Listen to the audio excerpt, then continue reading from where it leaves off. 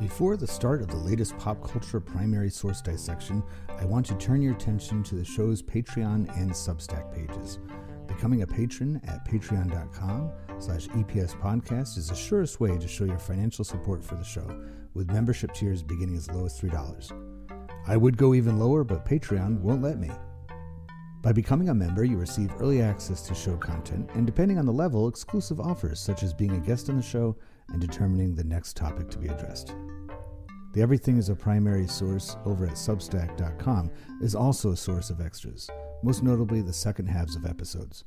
It is also where show notes are located, as well as essays about pop culture and history and pop culture. And now, on with the show.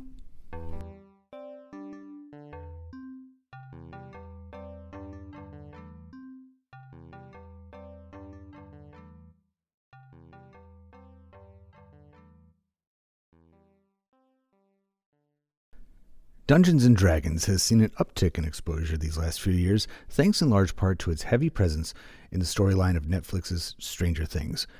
Dungeons & Dragons: Honor Among Thieves, the latest film based on the role-playing game, premieres in the United States on March 31st, and by the looks of it, the new film will approach the story differently than previous film adaptations. With a more comedic take on the title, Honor Among Thieves appears to honor the spirit of D&D that players have fallen in love with for almost 50 years.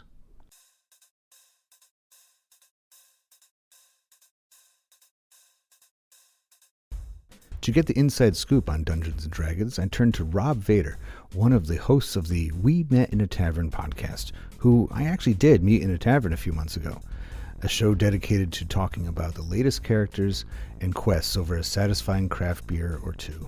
He and I discussed how the development of the game and its growth in popularity are indicators of the 1970s from which it came.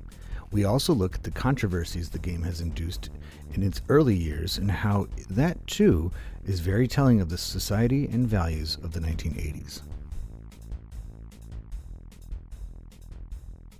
I'd like to welcome you all back to the Everything is a Primary Source podcast. I'm Eric Paul, and today I'm being joined by Rob Vader, who is one of the hosts of We Met in a Tavern podcast. And coincidentally enough, Rob and I did meet in a tavern a few months ago. I was doing one of my live podcast karaoke's at Loaded Question in Portsmouth, New Hampshire, and I was on my way out and you were on your way in, and we got to talking, and 4 months later, here we are. So welcome to the EPS podcast. No, thank you so much for having me. So give us a quick once around of what your podcast is all about. Of course. Yeah, so We Met in a Tavern was started like many podcasts during the that lovely era of COVID, where I felt like I needed some form of creative outlet. But it was derived from the concept of I play Dungeons and Dragons with my friends. I consume a lot of Dungeons and Dragons content, and just knew that there was part of it I loved more than the rest, and it was the role play and the discussion with my friends about their characters after the games, about things that maybe we didn't see at the table. Mm-hmm. And I thought it would be great to have essentially an hour-long discussion with my friends over a drink where we talked a little bit more in depth about their characters, what they were thinking, and their motivations. And it has evolved from there, and I've talked to people from as far away as Australia about their characters, and it's been wonderful. That's such a clever idea, and it's so.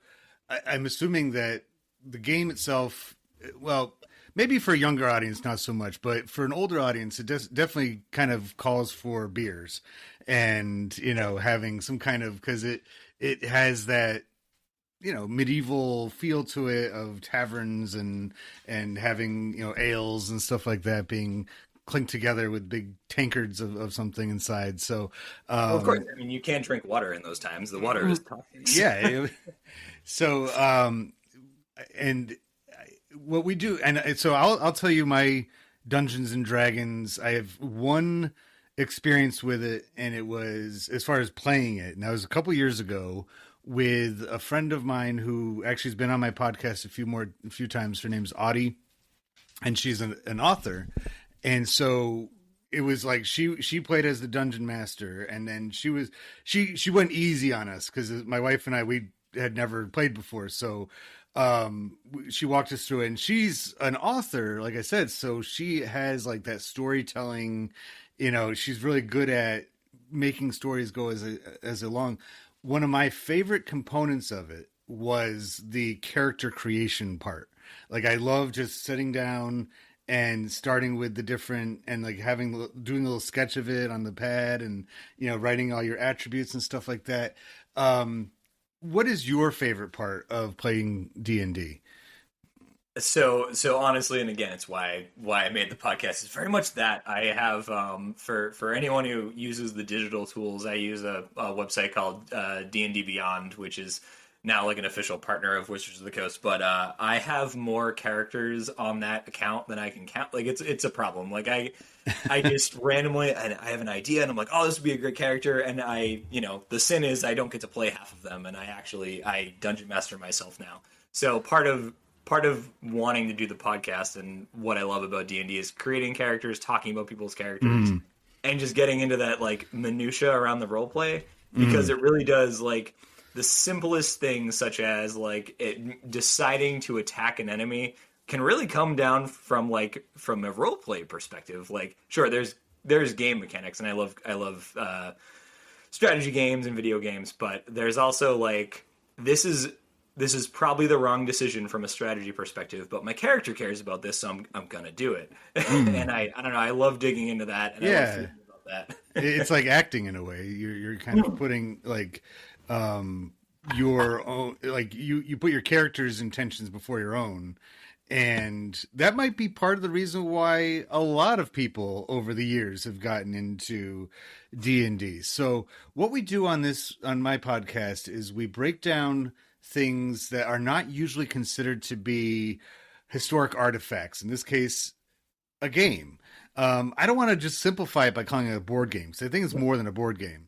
A strategy game, first-person role-player game. We're going to be taking this game, we're going to break it down to its essentials and see what it can tell us about, I would say, when it first came out, which is the mid-1970s, but it seems to have, it really found its way into popular culture, maybe infamously in the 80s, where it seemed to get a lot of negative attention. But we can address all those as we go through the primary source question.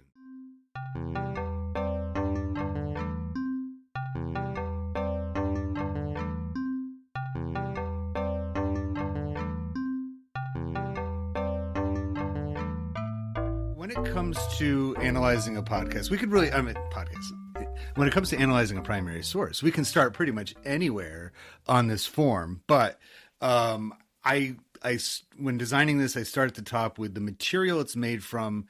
And by that, I mean not necessarily the physical material, but where did the idea come from initially? What was the basis for Dungeons and Dragons? What was it, 1974 or so when it came out? No, 1974, and I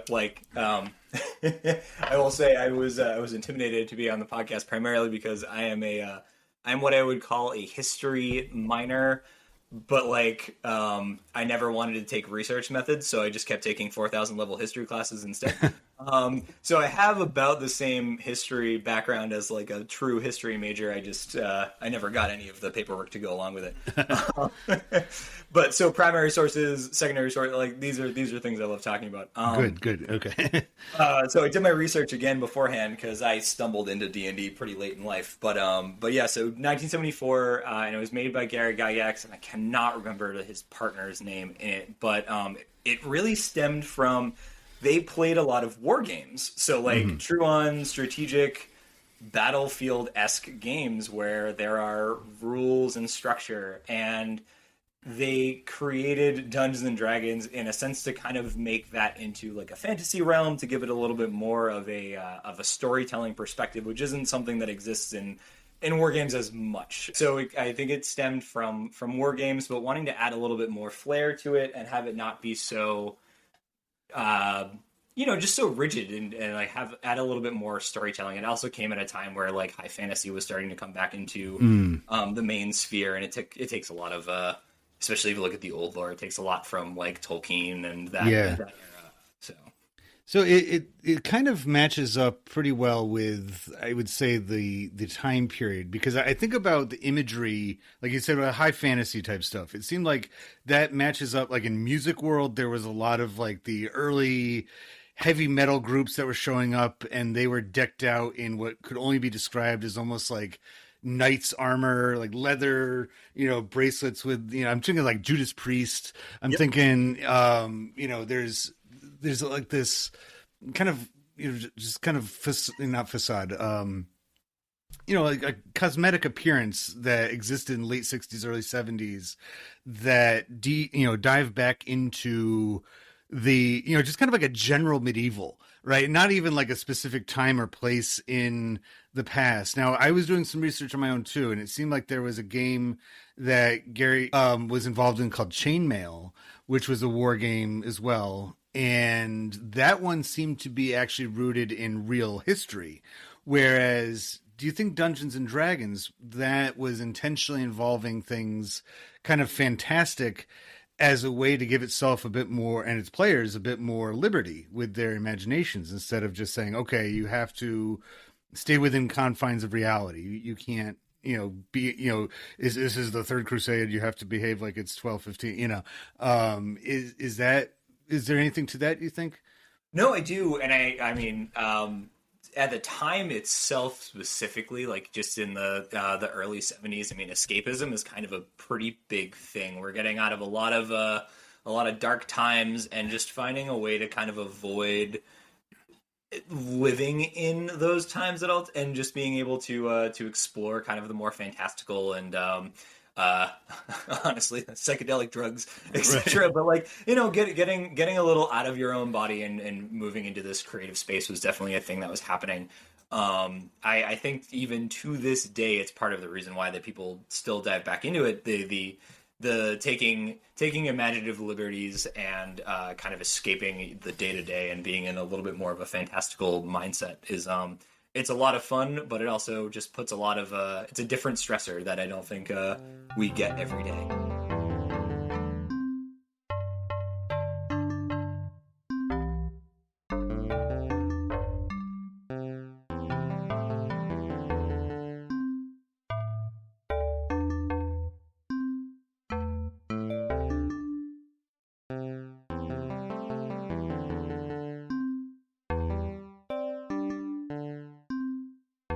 Right.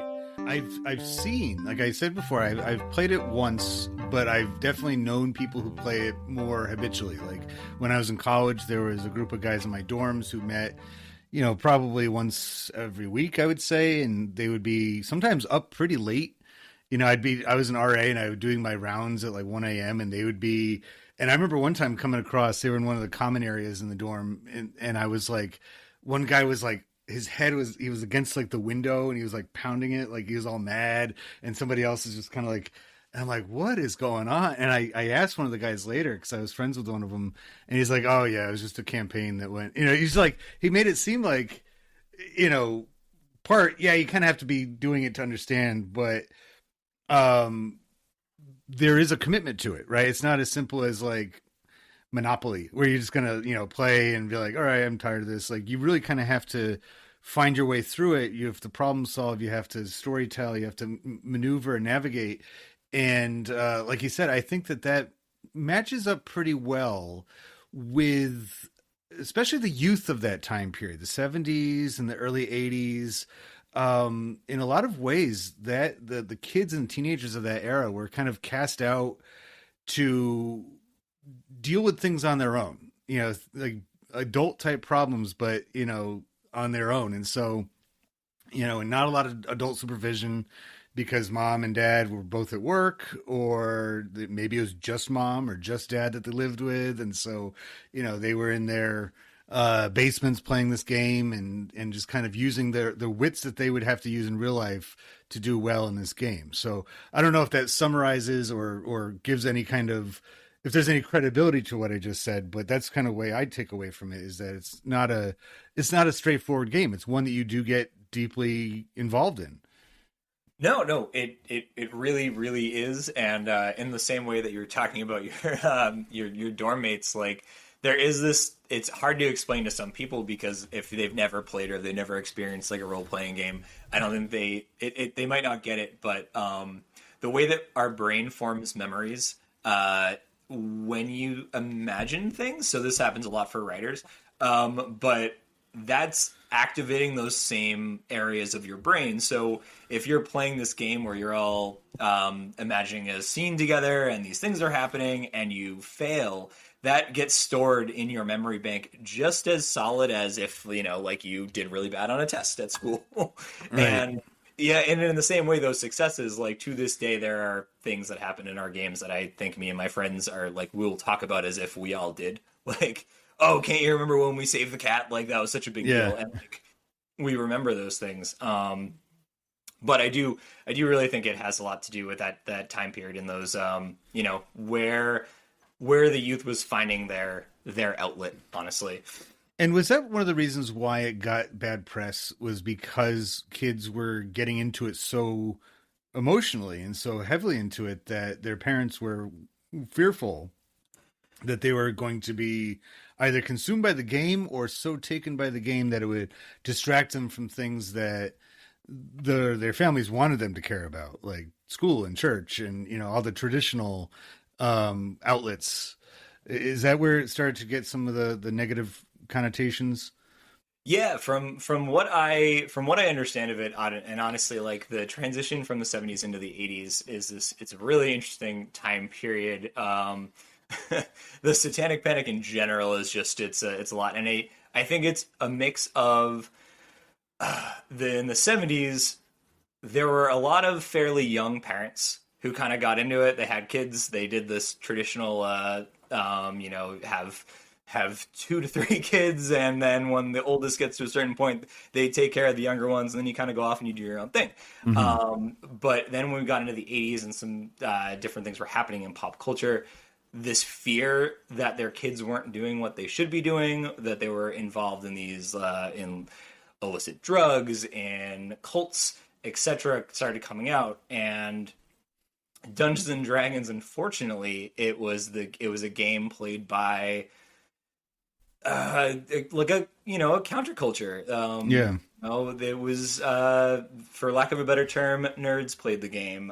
People who might not fit in everyday society, which I mean, it's the perfect game for them. It's just so great. You can be who you want to be. You can do what you want to do, and you don't have to feel like you're being pulled down by outside factors. Right. But suddenly when you start looking at the pattern of like, okay, these 6 kids who don't talk to anybody else are now getting together in a basement and they're getting all excited and they're cheering. And then you look at the book, and the book talks about demons and devils and things, and like completely out of context if you actually read any of these books. Like it's it's like, oh no, most of them are like holy avengers fighting against these beasts. Right. But you start putting those pieces together, and it's a terrible way to say it, but like the parent who might have been a little absent for a bit is suddenly looking at it and it's like, this is what my kid's involved in, and you kind of do the overcorrect. And I think that's where a lot of it came from, this fear that like they hadn't been as involved, and now they're so scared that their kid's doing something even more dangerous than they could have imagined. Because it was so brand new. I mean, at least for 20th century, mindsets, was this idea of, getting involved in that kind of, dark, grim, storytelling with danger and magic and all that kind of business. That, I could imagine that, because parents of kids in the 80s were themselves kids in like the 50s. And so there was nothing like that, at least not mainstream in the 50s, that they would have had access to. And just like that push of mass media, that wave that had started at the beginning of the century was really, I don't even think it was fully cresting in the 70s and 80s. It was still building and building and building. And so it's kind of funny. It's almost laughable now. And I don't know if you saw the most recent season of Stranger Things, because it's one of the places where that Dungeons and Dragons is very well represented in media nowadays. But the Hellfire Club in the most recent season, their leader kind of has a monologue in that in the cafeteria in the first episode or so, where he is reading from the magazine, I think it's like Newsweek or something like that, about the dangers of Dungeons and Dragons, and he starts like getting really into it.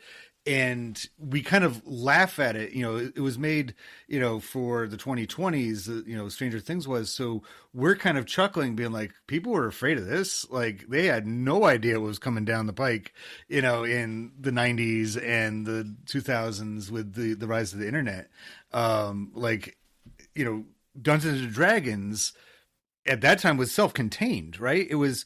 So maybe you can just give us a little bit of like a quick version of how a gameplay actually goes. There are some components of it that are universal, right? Like everybody playing is using some of the same things, but then there's some things, other parts that are totally exclusive to the group actually playing it.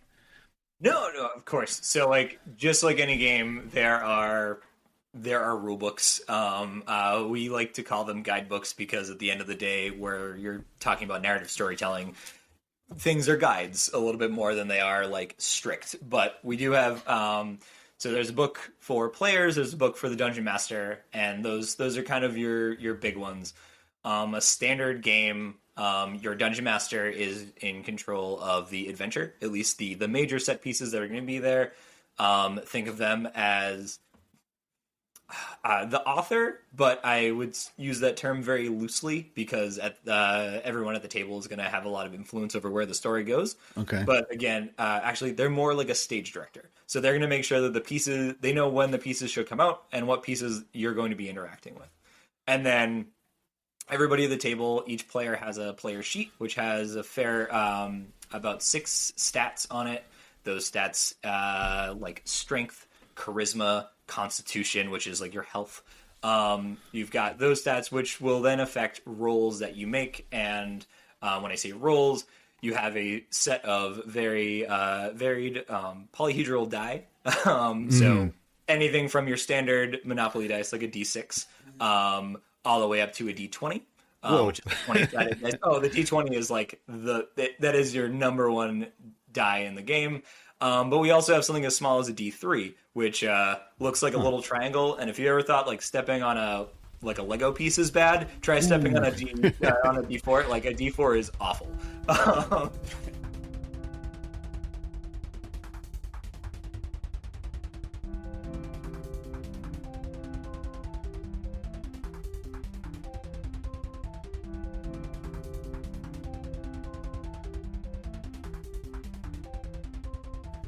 So you'll essentially, the DM will set up the beginning of the game, maybe a little recap what happened previously. You'll dive into the adventure. The majority of adventures, and part of the reason why I call my podcast "We Met in a Tavern" start in a tavern. So you meet your adventurers. They lay out a little bit of like a hook, and then it's like, what do you want to do? And then you go around the table and you start a conversation. Anytime, if I say like, I want to order a beer, the bartender says it's 3 gold. I say, that's absurd.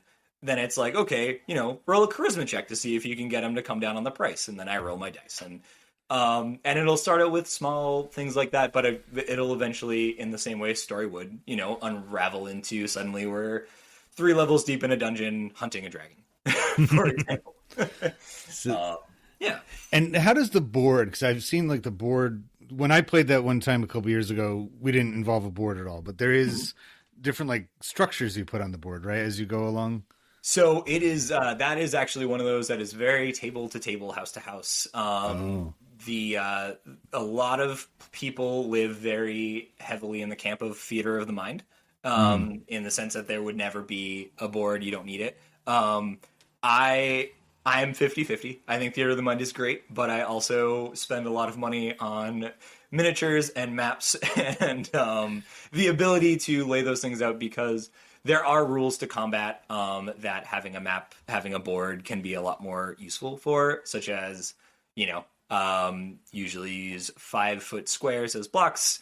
You have a certain movement speed. Most people are range around 30 feet a turn. So you would use those blocks to figure out like, okay, the monster is 15 feet away from me. I can get there on my turn, hit them, and then get away with my 30 feet of movement.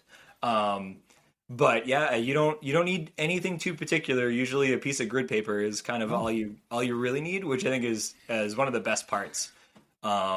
but it can become as expensive as you want it to be. I see. Okay, so all that stuff is like supplemental. It's not Exactly. totally necessary. Because would you say that there ever been a time, and you don't have to name names or anything like that, but because when you're describing this, it kind of reminds me of when I was a kid. I used to play a lot of GI Joe, and like I had my best buddy, who coincidentally is like an officer in the army now. So we must have done a good job playing GI Joe together. Because he, and you know, my best buddy, we would like we'd choose sides. We'd pick our Joes. We had like we'd pool them all together at the beginning of the day in the summertime, and then we would choose our sides, and then go off and build our forts for all morning long. Then after lunch is when the war would commence.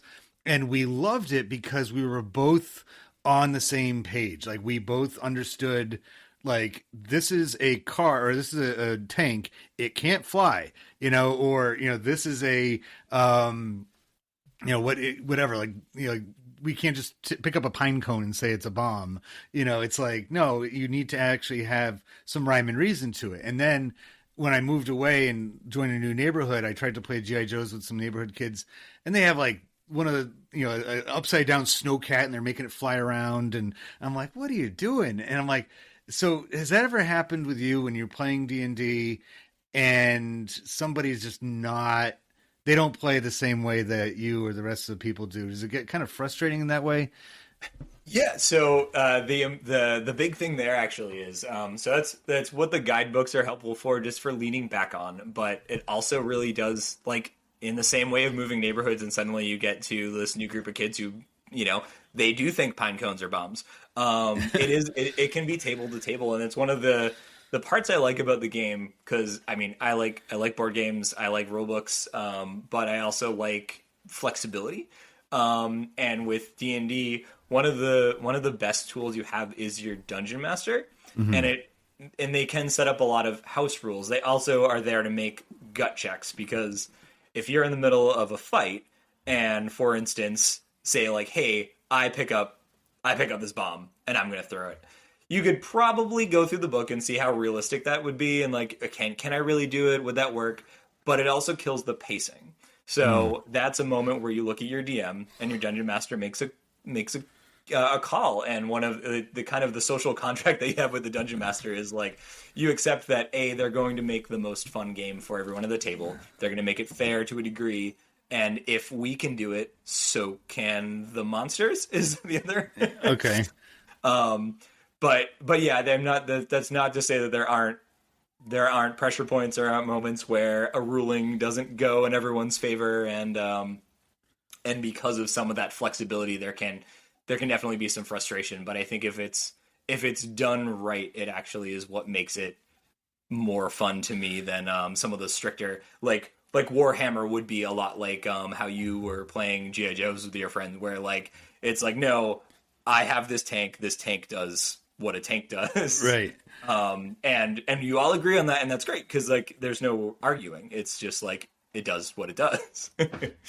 So it kind of speaks to, I think, the intended audience of all these games. When I played, it was in the suburbs, and I'm imagining that most of the audience of Dungeons and Dragons tended to be kids who lived in, you know, the kind of neighborhoods that were, you know, for lack of a better term, coming of age in the 70s and 80s. And those were those suburban sprawl type zones where you were probably living there because it was close to mom and dad's work, you know, not a heavy commute. It wasn't in the middle of a city. It wasn't out in the middle of a pasture somewhere, as nicely in between. And, you know, roots weren't that deep. It seemed like neighbors kind of came and went in a lot of those kind of communities. And so, you know, when a new family arrives and they're kind of like, the kids are trying to, you know, get a feel for it, they might gravitate towards like, hey, you know, if I'm into basketball, where do kids play basketball? If I'm into, you know, shopping, where's the closest mall? If I'm into playing Dungeons and Dragons, where's that done?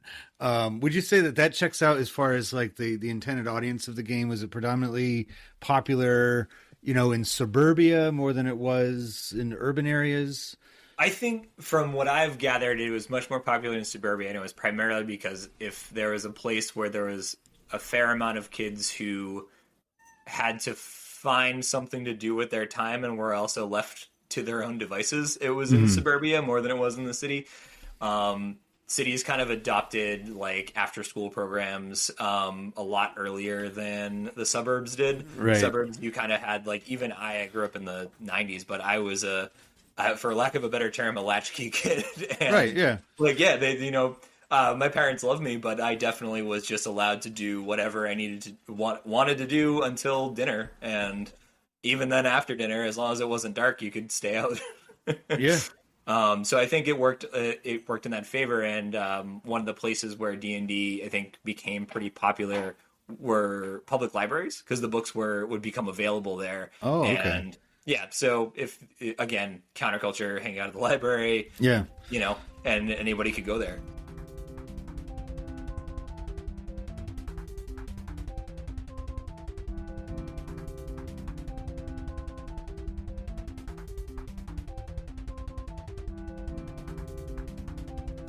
I didn't even think about that as being a factor in it, because I was one of those people that hung out at libraries mainly because my mom was a preschool teacher, and so she would go be picking up the books, and that was not an appropriate sentence for the son of a teacher to say go be picking up books.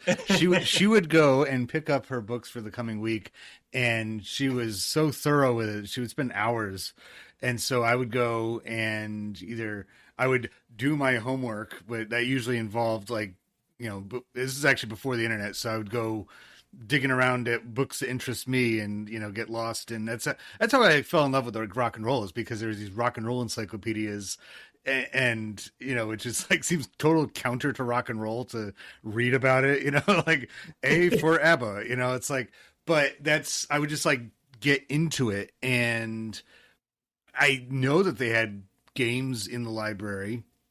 My brother and I would play Scrabble sometimes, or whatever. So it does kind of set the feel for a Dungeons and Dragons type setting too. Like I know I never saw anything like that, but across the street was the comic book store, so that might have been where they were going instead to play, was instead of the library to there. But I didn't even think about that as a factor as far as the hubs, pre-internet, I would say. For kids getting ideas about where to go with their stories and what to do with their time. That's a good way of putting it.